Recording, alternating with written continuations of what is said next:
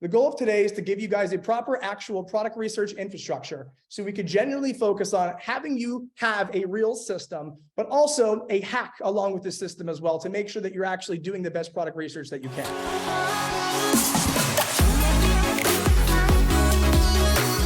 When I was starting in this game many, many moons ago, there weren't many systems or things to follow. And that led me to lose a lot of money and also just kind of spin tires often. And I know Jordan can relate with that. Right. And, one of the biggest things that is huge for me is giving you guys something that you can follow and is a binary system that there's no guessing, right? It is just A or B. And that is the best way to approach a system or a endeavor like this. You don't want to have too many variables. You want to have a binary approach. So, okay. So one product in ecom can change everything for you. Okay. Everything. Now, the most important thing that you need is you need a system. You can't be throwing random stuff against the wall. You can't be following a random individual who has never achieved what you're trying to actually accomplish. You have to actually have a system. One of the biggest things for you guys to realize here is by having a binary approach, okay, is going to lead you to actually have more success and consistency. E-commerce is a numbers game. Just like many things in business, it is a numbers game. And if you have a binary system and a proper approach to go and actually conquer, you'll enable yourself to actually do very, very well. So we're going to be giving you the entire product research system today, okay, and enabling you guys to actually understand how to utilize it and how to actually have it in your possession as well, okay? What's important here is that we understand that we're not just giving you things that are random, never tried or used. Everything that we're showcasing here today, okay, has 8 figures plus in results, well above 8 figures in results from the people who have used these systems, whether it's the BSF product research system, whether it's viral vaults, okay? In our experience, we are having our individuals, my own students, okay, Jordan's individuals, Jordan's students utilize the BSF product research system and utilize viral vaults. And I want to walk you guys through why and how and exactly what really breeds a consistent movement in e-commerce, because you can't throw random stuff at the wall. You cannot just think that you're just going to test one random product and find consistency. It's not how it works. Many people will pitch you like that, and that's just not how it works, right? You have to have genuine consistency in a real system. When I first started dropshipping, I was really seeing so much problems with the products I was testing. I think I tested like 10 products, almost 15 products until I found my first profitable one. But I got on a call with Justin super early back in 2017, and he broke down his product index for me. And I'm telling you, these principles still hold true to this day. So if you've been struggling to find a product, this is something you need to pay very close attention to, okay? Because these principles are foundational when it comes to selecting a product. So Justin, you could explain a little bit more about why these things are so important and kind of go through, tell them which ones you think are the most important. For sure, and that's a really good point as well, Jordan. I remember that as well. And guys, just to Jordan's point, when you centralize your focus and you have an actual system and way, you can find much more consistency a lot quicker than really anyone else. And that's what we're doing here. So product index, what it actually is a list of criteria commonly found in winning products, right? And you have to realize here, guys, this is common with almost every single winning product that you'll find. Right? They all have pieces of these that are extremely, extremely relative. So as you see in the bottom here, we try to make sure our product meets at least 3 of the 9 criteria. Right? Meaning that if it meets at least 3 of all of these criteria here, that essentially could be a good product if it passes throughout the rest of our criteria that we'll walk you through shortly. So first and foremost, we have improves confidence. Clearly, if our item can improve confidence for someone, that's going to increase the chances of them purchasing. Think acne cream, okay? Think anything relative toward how you look, right? People want to be very, very confident. They want to know that they can actually go out there and feel great about themselves. So a product that can actually help them do that is going to do very, very well, right? And I would say it's definitely one of the most important points here because it's an emotional point. If I don't buy this, I will feel worse about myself, right? It's like, I feel like I'm missing out if I don't purchase this product. It's such a big thing because a lot of this marketing that we do is very direct response. People never heard of our brand. People never heard of our product. So we have to pull on their emotions to get them interested in purchasing. It's the only way that we're going to convince them. Just because you have a cool little gadget or a fancy looking bracelet, it's not going to get people. You have to pull on their emotions if you ever expect to see success. We also have improves convenience, guys, okay? Clearly improves convenience is focused on making something easier for the user base, okay? Whether it's writing a book, whether it's reading a book, right? Something that's making it easier for the actual user to move forward successfully and attain the result of the product, right? So convenience is one of the most classic points there. And Jordan, I'll let you kind of touch on that as well. convenience factor, right? And one of the specific item that we're going to showcase today, that's part of the brand that was just sold, was very, very convenient with many different ways. Why don't you touch on that a little bit? If you can make something in somebody's life easier or make it take less time, you're going to see an interest in that product. Take, for example, back in the day, if you guys ever saw those ads for like the slap chop, the guy just chopping up onions. You could do that with a knife, but it's convenient because you can use the thing, and people spend $40 on that stupid thing. You guys see ads for the Sham Wow, this towel that cleans stuff in half a second. Again, everybody has paper towels, they have towels, but this thing improves the convenience factor of it, and that product goes on to make $10 million. So it is true for many products that if it can make somebody save time, that's how I would rephrase this, is like convenience means that it's saving people time, you know? We also have filling a void and solving a problem for individuals, right? Actually moving forward and clearly solving a problem. One of the oldest tricks in the book to actually have a great item.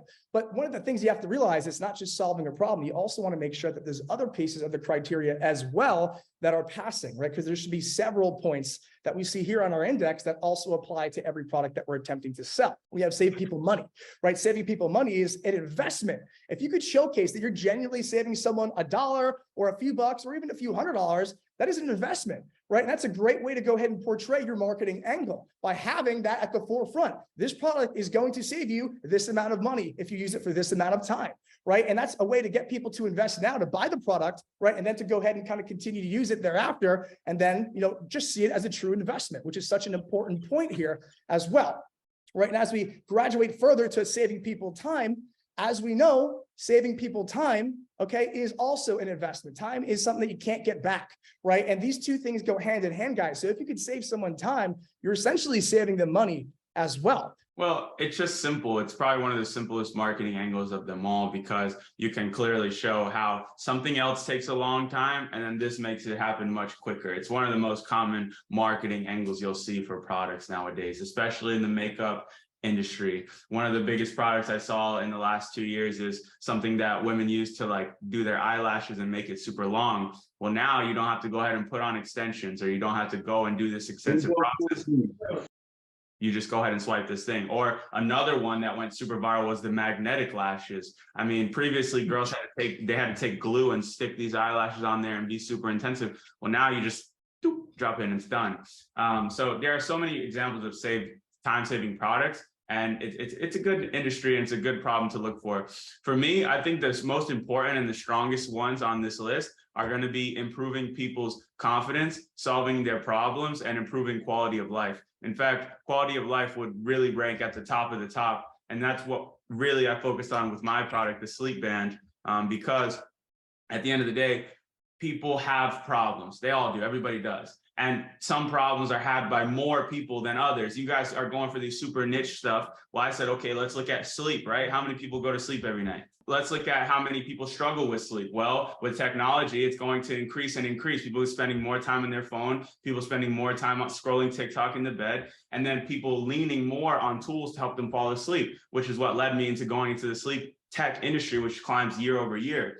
So that's what led me into that field. And that's what allowed me to find this product that I scaled and sold. And there's a plethora of products that fit under these categories as well. But I'm just speaking from my personal experience. That was the most successful product I sold. Let's talk about extremely unique. This is a bit more of a general topic, and I want to talk to you guys about what extremely unique actually means here. Yeah. So extremely unique really means you really can't find it in many brick and mortar stores, right? It's not anywhere. It's something that's not an actively or widely sold product. And I'll even relate this to one of my brands as well that you guys could take a look at here. Go to thetacticalrevolution.com, guys. That's one of my particular 7-figure brands. And this item you can't find anywhere else, right? There's a lot of different items and tactical goods like this particular product that cost $1,000 that you could only get at the top tier tactical shops. But this particular item is about 50 bucks, right? And that showcases, wow, not only is it incredible perceived value, not only is it solving a problem for me, but it's also working as good as $1,000 particular item as well, which is so cool. And check that out down below, guys. I think you guys will appreciate it. I put the link in the chat. So it's a great example of a solid branded product. And like Justin said, you can't go out and buy it at the store. And that was the same for my product. If you have a product, right, that somebody may have never seen before, the chances of them stopping everything that they're doing to buy it is so much higher because they know that they're not going to be able to get it elsewhere. And when I say they haven't seen it before, that doesn't mean they might have not seen it on a TikTok or on YouTube. What I mean is that they haven't seen it in a physical store, meaning that they say, okay, I have to buy this thing online, so let me go ahead and check out this person that's selling it. And so long as your offer is good and your website is trustworthy enough, why wouldn't they go through and make that purchase? We'll get more into that later, but this is a super important point. I see you guys all the time trying to sell these products that you can go and buy at Target, like these stupid little lamps and these little candle stands and these little, the dumbest products I've ever seen in my life. Like, we need to focus on stuff that is unique. It improves people's lives. It solves a problem.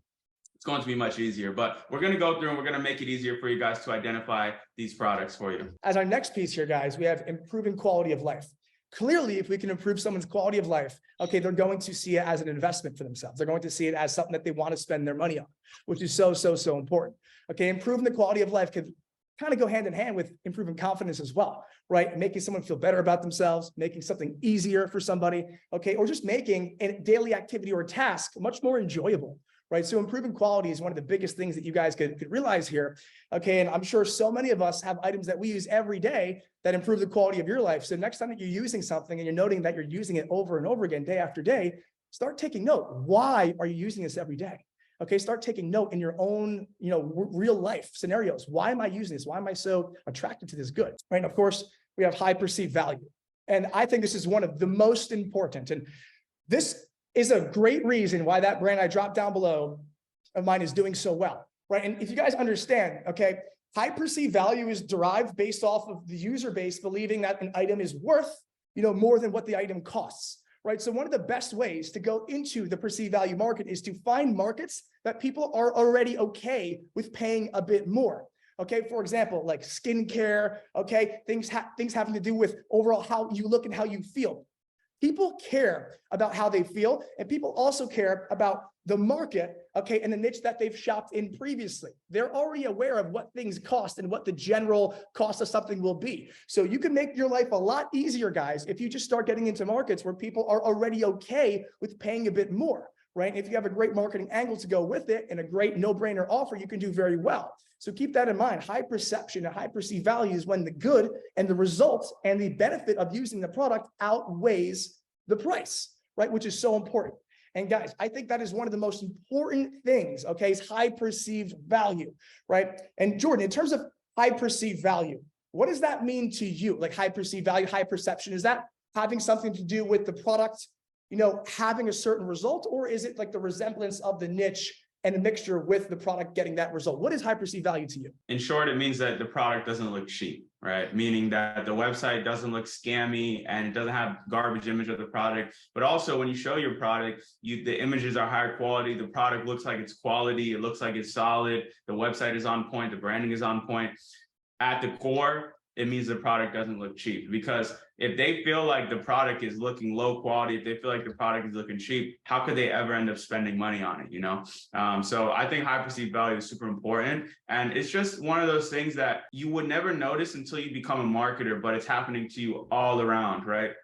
You'll look at an Amazon listing, the product will look crystal, it looks super sparkly, and then you get it and it's kind of like, not as good. Well, you got marketed because they made it look like it had extremely high perceived value. So again, it's just one of those things. It's very important. You want to make sure that you're focusing on products that aren't super cheap. My first products that I tested were these little $10 bracelets for like nurses and breast cancer survivors, and just products that were super hard to scale. It was when I upped the price and started finding products that were in the $50 range, the $60 range, that actually were worth that price, that I finally started becoming profitable. So it's important to find these higher perceived value products. What you guys want to aim for is what? You don't want to say, oh, I want to do $1 million a day or $1 million a month. There's levels, right? You want to slowly but surely get to that point. And there's people who are doing huge numbers, people who aren't even started yet.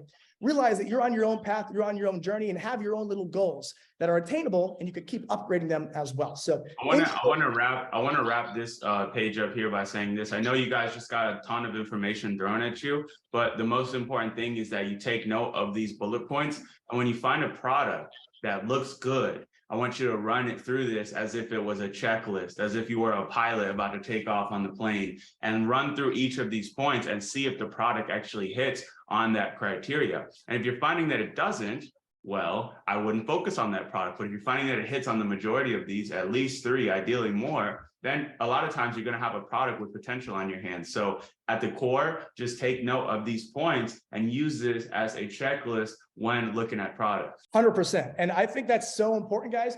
Don't just push forward and skip things, right? A lot of the time when you give someone a system, they'll tweak here, they'll tweak there, they'll tweak there, follow it consistently, right? And stay the path.